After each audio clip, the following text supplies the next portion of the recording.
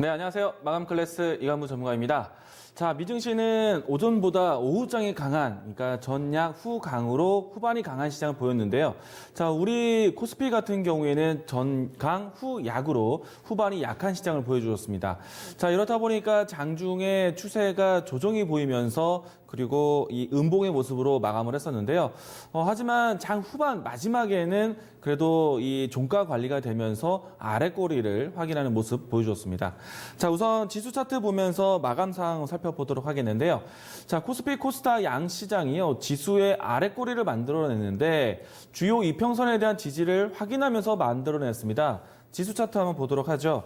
우선은 코스피 지수 차트를 보게 되면은 오늘 10일 이동평균선을 지지해주면서 아래 꼬리가 연출되는 장 초반에는 플러스 출발했지만은 장 중에 하락 출발했었고요. 하락세를 보였고 그리고 마이너스권에서는 이 아래 꼬리가 만들어지면서 반등을 했습니다.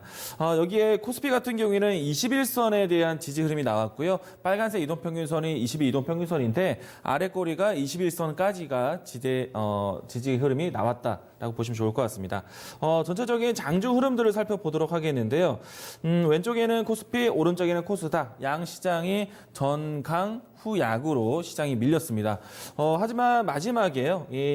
대략 한 30분 정도의 시간 동안에는 지수가 빠르게 반등을 하면서 아래 꼬리가 연출되는 모습이었고요.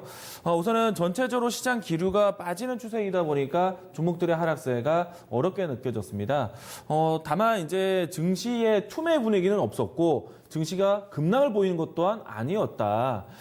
전체적인 계속 이야기를 드렸지만은 지수가 얼마만큼 오르느냐, 얼마만큼 빠지느냐 이 포인트보다 지수의 움직임이 어떤 방향을 보여주느냐 이것에 따라서 증시의 움직임이 종목들의 움직임이 나타난다고 할 수 있겠는데요.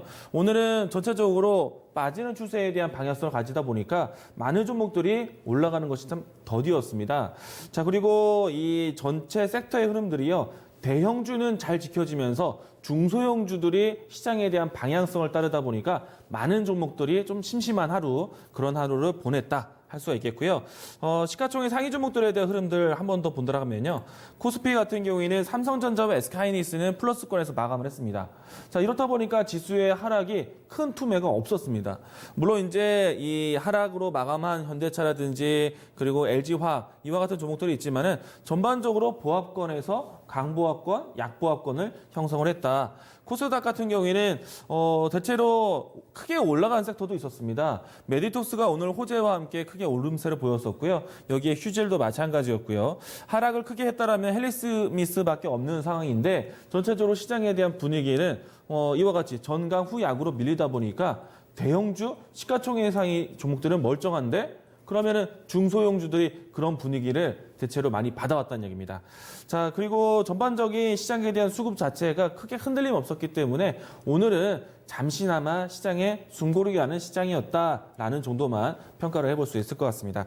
자, 그럼에도 불구하고 오늘 시장에서 주도주 섹터 역할을 하는 종목들 그리고 테마적인 흐름들은 상당히 강했었는데요. 자, 일단 시장의 분위기가 무거운 분위기 안에서도 IT 특히나 IT 부품주들의 움직임이 상당히 강했습니다. 앞으로도 마찬가지일 텐데요. 지수가 조정을 받는 가운데 혹은 지수가 다시 한번 상승 추세를 전환할 때 여러분들이 빼놓지 않고 봐주셔야 되는 내용들이 전기전자, 자동차, IT 얘기를 꼭 이야기를 드려왔습니다.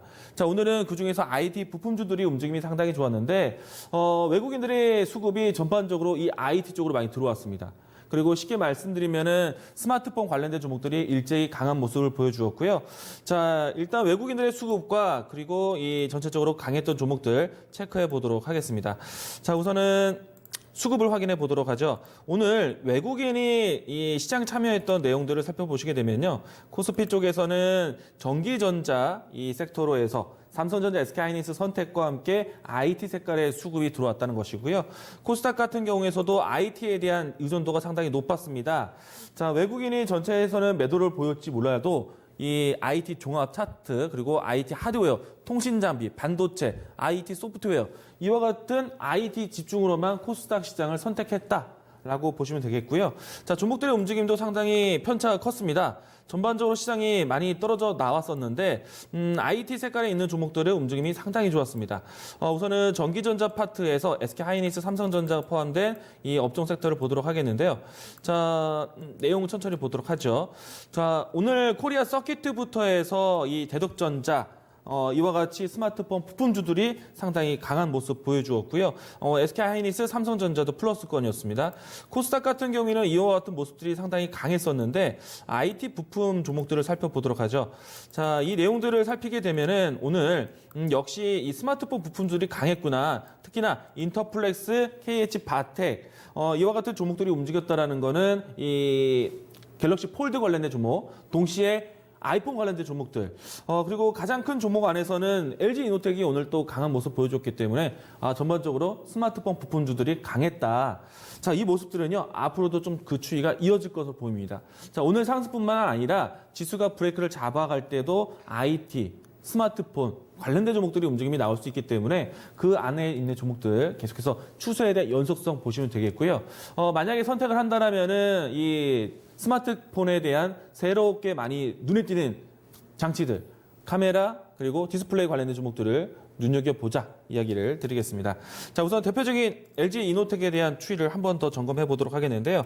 자, LG이노텍 같은 경우에는 최근에 바닥권을 형성했을 때 제가 아이폰 출시와 함께 이야기를 드렸던 종목입니다.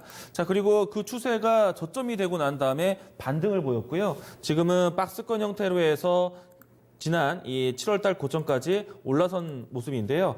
우선은 아이폰 출시는 우리나라에서는 11월달에 하게 됩니다. 한 달여 남아 있고요. 그리고 글로벌 전체적으로는 아이폰을 공개하고 출시를 한 상태이기 때문에 앞으로 아이폰에 대한 판매량은 이제 본격적으로 진행이 될 것이다. 자, 여기에 추세에 대한 이 모멘텀이 더 확대가 된다라면은 7월 달에 있는 고점이 당연히 넘어설 것으로 보고 있고요. 특히나 LG이노텍 같은 경우에는 아이폰이 새롭게 카메라 모듈에 대한 개수를 늘렸습니다.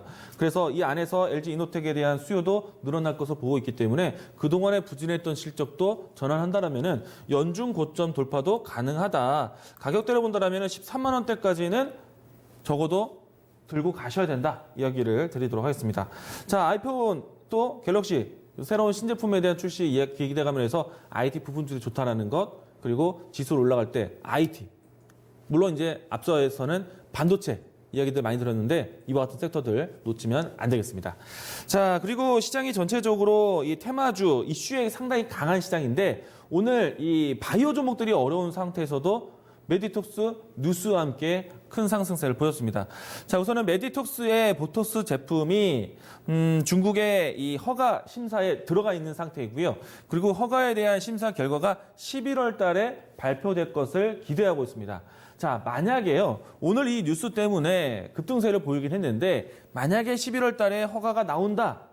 정말 강한 호재라고 여러분들이 접근하셔야 됩니다. 자, 우선 메디톡스에 대한 주가와 함께 설명을 좀 드리도록 하겠는데요. 자, 그동안 메디톡스 같은 경우에는 중국 시장 진출에 대한 기대감을 대략 한 2년여 정도까지 기다려왔던 내용입니다. 자, 중국이라는 시장은요, 일단 우리나라 시장 안에서 경쟁력이 가장 큰 메디톡스가 중국 시장, 중국 허가에 대한 시장 진출을 가장 먼저 했었고요. 그리고 그 가장 먼저 한 이 선발의 주에 대한 모멘텀이 지금 가장 먼저 움직임이 나오고 있다.